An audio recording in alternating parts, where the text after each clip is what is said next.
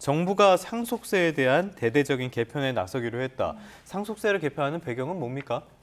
이제 배경 개편은 사실은 상속세 세제가 너무 오래됐다라는 이유가 하나가 있고, 예. 두 번째로 이제 이 예전 개념으로 하면은 어떻게 되어 있었냐면 기본적으로 상속세라는 것은 흔히 말해 유산세 해서 전체에 대해 세금을 매기거든요. 전체에 대해 세금을 매긴다는 건 어떤 이야기냐면 우리가 상속세액이 60억이라면 그 흔히 말하는 세액이 구간들이 있는데 30억이 넘어가면 50% 이상을 50%를 내게 되어 있는데 그 금액대로 낸다라고 보시면 될 것 같습니다. 근데 이제 이것의 문제는 가져가는 사람이 세금을 내는 것이 아니라 전체에 대해서 세금을 내므로써 좀 세율이 올라가는 효과가 있거든요.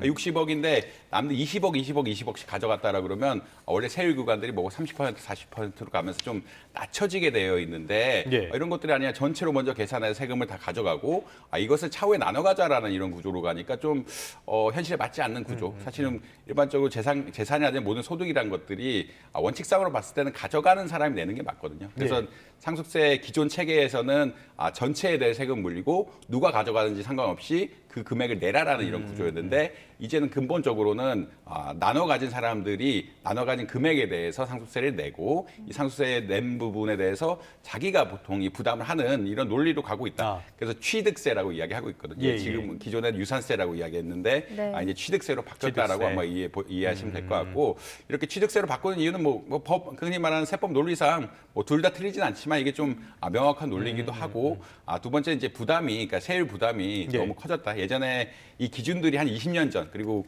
이 세법 자체는 70년 전에 만들어진 거기 때문에 너무 오래됐네요. 집값 상승 같은 것들을 반영하지 못하는 이런 분명히 좀 부정적인 측면들이 있기 때문에 이런 보다 합리적인 세제를 도입함으로써 실질적인 세금도 낮춰주고 우리가 뭐 집 같은 것을 나눠 가질 때 부담 같은 것들을 좀 축소해 주자라는 그런 논리라고 한번 보시면 될 것 같습니다. 네, 이렇게 상속세가 개편되고 나면 어떤 사람일수록 유리한 겁니까?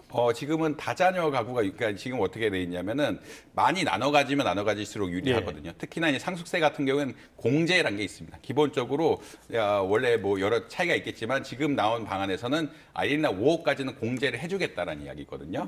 그리고 예전에 지금 20억 케이스가 나오는데 예전에는 배우자 공제, 뭐 일가 공제에서 배우자 한 명이랑 자녀 두 명이 나오면 1억 3천까지만 1억 3천의 상속세가 나는데 지금 배우자는 10억까지 공제를 인정해주고 자녀들에 대해서는 5억까지는 세금을 공제라는 건 세금 안 내겠다는 분야거든요.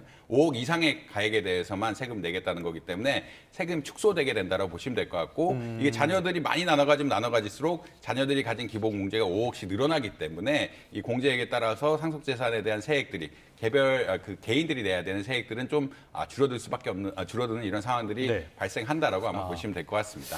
알겠습니다. 그런데 조금 전에 세금이 줄어들게 될 것이다. 근데 우리나라가 지금 지난해에도 그랬고요. 계속적으로 이 세수 부족 문제에 시달리고 있단 말이에요. 이게 괜찮은 겁니까? 사실 이번에 이제 세제를 개편하게 되면 한 2조 정도 세수가 줄어들게 될 것이다라고 예측을 하고 있긴 합니다. 근데 이제 상속세라는 게 자체가 흔히 말해서 이중과세 개념이 굉장히 강하다라고 보시면 될 것 같고요. 이중과세라는 건 어떤 개념이냐면 결국 우리가 소득세를 내서 자산을 샀는데 자산을 또 분배할 때 세금을 한 번 더 내는 개념이기 때문에 조금 서구 국가들에서 상속세를 조금 낮추는 입장이긴 합니다. 대신에 이제 소득세라든지 부가세 같은 것들을 강화해서 오히려 쓰는 데 내가 세금을 낸다든지 소득에 대한 어떤 불평등을 줄이는 게 맞지 않느냐는 논리를 갖고 있고요. 결국은 이 자체가 지금 2조 정도 부족한 거에 대해서 어느 정도 이제 또 보상을 해주는 이런 방안들을 마련해야 될 텐데 이제 뭐 서구 국가식으로 간다라고 이야기하면은 아까 말씀드린 것처럼 소득세에 대한 강화라든지 부가세에 대한 강화를 가서 흔히 말하는 이중과세 부분에 대한 논리를 조금 줄이고 이쪽에 좀 보다 정상적인 과세 이런 것들 강화하지 않을까 이렇게 생각을 하고 있습니다. 네.